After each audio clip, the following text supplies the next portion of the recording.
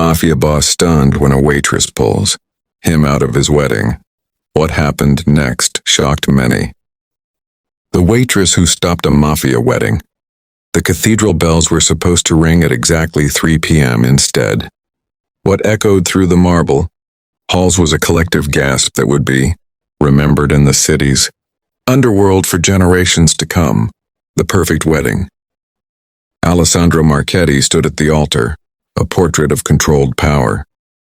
His tailored Tom Ford suit couldn't hide the tattoos that crept up his neck, symbols of a life built on fear and respect. Today was supposed to be the day he sealed the most important alliance of his criminal empire, marriage to Valentina Rossini, daughter of the rival Rossini family. 300 guests filled the pews, politicians who turned blind eyes to shipping containers full of contraband, judges who'd learned to misplace evidence, business owners who paid protection with trembling hands, and, of course, the soldiers, men with cold eyes and warm guns hidden beneath expensive jackets.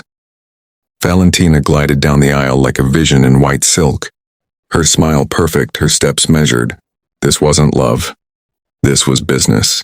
The Marchetti and Rossini families had been at war for 5 years, leaving bodies in their wake.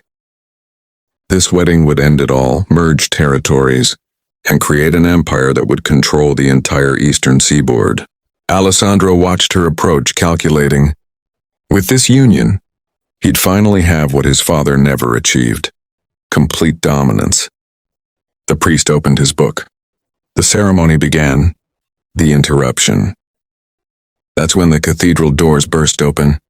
A young woman stumbled in, her blue waitress uniform stained with what looked like coffee and dirt. Her dark hair had fallen from its bun, wild around her face. She was breathing hard, as if she'd been running. "Stop!" she shouted, her voice cracking with desperation. 300 heads turned. 20 hands reached for 20 guns. Alessandro's jaw clenched. His head of security, Marco, was already moving toward the girl. But Alessandro raised a hand. Something about her face, those eyes, wide with determination and terror, made him pause. "Who the hell are you?" Alessandro's voice cut through the shocked silence. The girl took a shaking step forward. Her eyes locked onto his, and in them, Alessandro saw something he hadn't seen in years. Genuine, desperate courage. "My name is Sofia Greco," she said, her voice steadier now. "And if you marry that woman, you'll be dead within a week." The silence that followed was deafening. Valentina's face flushed red. "How dare you?" "Security, remove this insane." "Wait." Alessandro held up his hand again. He descended from the altar, each step measured, dangerous. He stopped 3 feet from Sofia, studying her. She was trembling but stood her ground. "Explain," he said softly. "And choose your words carefully because they might be your last." The revelation. Sofia's hands clenched into fists. "I work at Ristorante Paradiso. I've been serving your private room for 6 months." She took a shaky breath. "Last night I was cleaning up late. I heard voices from the wine cellar. I shouldn't have listened, but you did." Alessandro finished coldly. Valentina was there, with someone.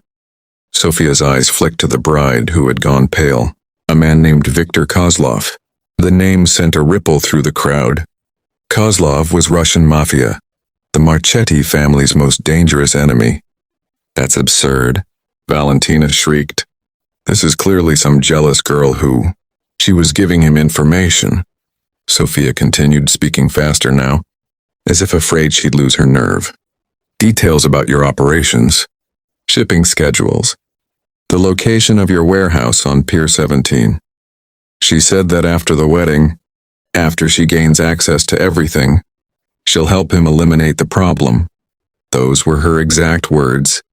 "She means you, Mr. Marchetti. This isn't a wedding, it's an assassination plot."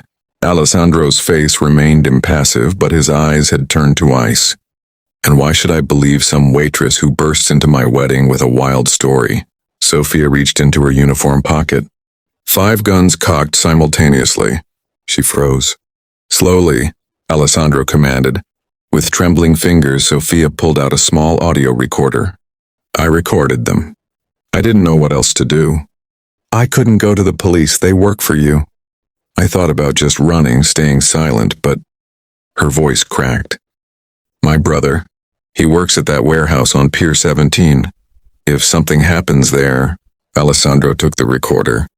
The cathedral was so quiet you could hear the tiny click as he pressed play. Valentina's voice emerged, crystal clear. The fool actually thinks this wedding is about peace. Once I'm his wife, I'll have access to everything. Victor, darling, by this time next month we'll control it all. Marchetti territory, Rossini territory, everything. A male voice with a Russian accent responded, and Alessandro? A pause, then a cold laugh. There'll be an unfortunate accident. Maybe at the warehouse, an explosion, so tragic. But I'll be the grieving widow and everyone will rally around me. The recording continued, detailing the entire plot. How they'd planted explosives at multiple Marchetti locations. How trusted men had been bought off. How the wedding wasn't a peace treaty but a coup. When it ended, Alessandro looked at Valentina. Her perfect composure had cracked. Alessandro, she obviously faked, Pier 17, Alessandro said quietly. He looked at Marco. Send a team now. Marco was already on his phone. 30 seconds later, his face confirmed everything. Boss, there are explosives. They're defusing them now. But there's enough C4 there to level 3 city blocks. And we found Victor's men surrounding the building. The cathedral erupted into chaos. Rossini soldiers went for their guns. Marchetti soldiers moved to intercept. In the middle of it all, Valentina ran. She didn't make it far. Marco caught her by the altar, her white dress trailing behind her like a flag of surrender. The aftermath. Alessandro turned back to Sophia, who looked like she might collapse.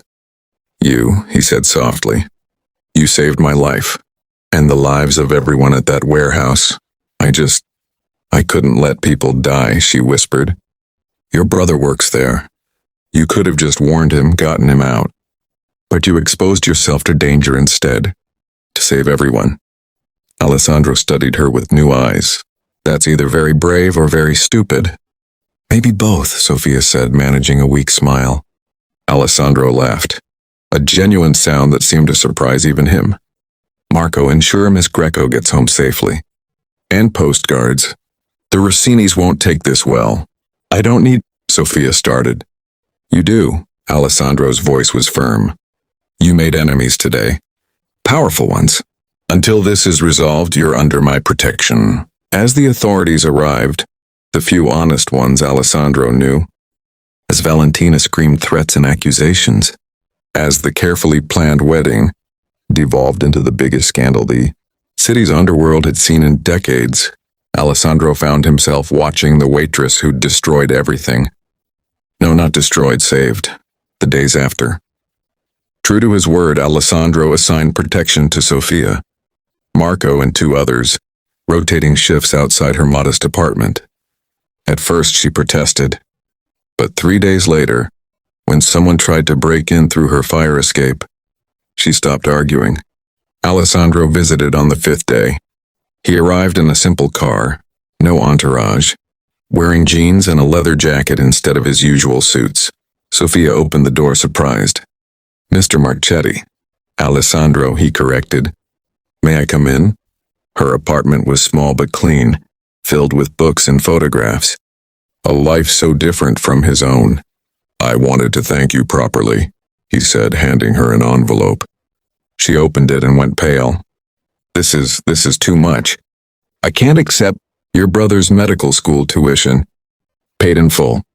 For all 4 years. Alessandro cut her off. You saved dozens of lives, including mine. This is the least I can do. But there's more. He pulled out another envelope. A new identity if you want it. A house in another state. A fresh start, completely protected, or, he paused, or you stay here, continue your life with my protection. Either way you choose. Sophia looked at the envelopes, then at him. Why are you doing this? Because in my world, loyalty and courage are rare. You had no reason to help me.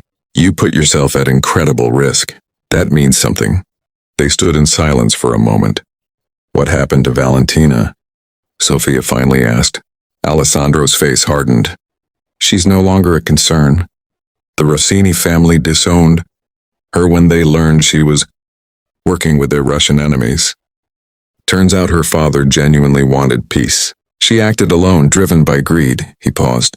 She's been dealt with, according to our traditions. Sofia shivered but didn't ask for details. And your life? She asked instead. The wedding was supposed to bring peace. It still will. Valentina's father was horrified by what she'd done.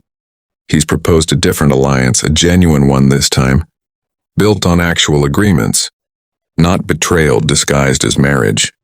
Alessandro smiled slightly. Turns out almost being murdered makes for effective motivation to end a war. Unexpected connections. Over the following weeks, something strange happened. Alessandro found himself stopping by Sofia's apartment more often, ostensibly to check on security, but really, he realized, because talking to her felt different. She didn't fear him, not anymore. She argued with him about his choices. She challenged his worldview. She made him laugh with stories from the restaurant, normal stories, about normal people living normal lives. You should get out, she told him one evening as they shared pizza on her tiny balcony. From that life. You're smart enough, resourceful enough. You could do anything. It's not that simple, Alessandro said. I was born into this. My father, his father, so you're trapped by other people's choices. I have responsibilities. People who depend on me. People who fear you mean? He looked at her sharply, but she held his gaze. Maybe, he admitted quietly. But it's the only life I know. Then learn a different one. It was absurd. A waitress suggesting that a mafia boss change careers like someone might suggest changing hairstyles. Yet Alessandro found himself thinking about it. More than he should. The proposal. 2 months after the interrupted wedding, Alessandro arrived at Sofia's door with a different kind of envelope. What's this? She asked, noting his nervous energy, something she'd never seen from him before. A business proposal. I've been thinking about what you said. About getting out. He ran a hand through his hair. I can't just leave, but I can change things. Transition the family businesses to legitimate operations. It'll take time, years maybe, but I have resources, connections, capital. That's good, Sofia said, confused about why he was telling her. I need someone I can trust, someone not connected to the old ways, someone who sees the world differently. He met her eyes. I need a partner. Not in crime, in building something new. Sofia stared at him. You're offering me a job? I'm offering you a chance to help me become someone different. Someone better, he smiled slightly. You saved my life once. Maybe you could do it again in a different way. Alessandro, I'm a waitress. I don't know anything about business or... You're smart, brave, and moral. That's more valuable than any business degree. He stepped closer. And if I'm being honest, somewhere along the way, you became the person I most want to talk to. The person whose opinion matters most. The person who makes me want to be better. Sofia's breath caught. Alessandro, I know it's crazy. I know you have every reason to say no, but I'm asking anyway. He pulled out one more envelope. Partnership agreement for a new venture capital firm. Completely legitimate. You'd have equal say in everything. And maybe, he hesitated, maybe while we're building something new in business, we could see if there's something else worth building too. The decision. Sofia took the envelope but didn't open it. You're serious about this? About going legitimate? I am. The war with the Rossinis ending opened my eyes. There's more profit in legitimate business anyway, and infinitely less risk. But more than that. He touched her face gently. You opened my eyes to what life could be like outside of fear and violence. Your people won't like this. Some won't, but I'm still Alessandro Marchetti. What I say goes. His voice softened. I'm not asking you to join that world. I'm asking you to help me leave it. Sofia looked at the envelope, at Alessandro, at the future he was offering. It was insane. A mafia boss and a waitress starting a business together, trying to build something legitimate from illegitimate foundations, attempting something that might get them both killed. But then again, she'd already crashed his wedding and exposed a murder plot. How much crazier could it get? "I have conditions," she said finally.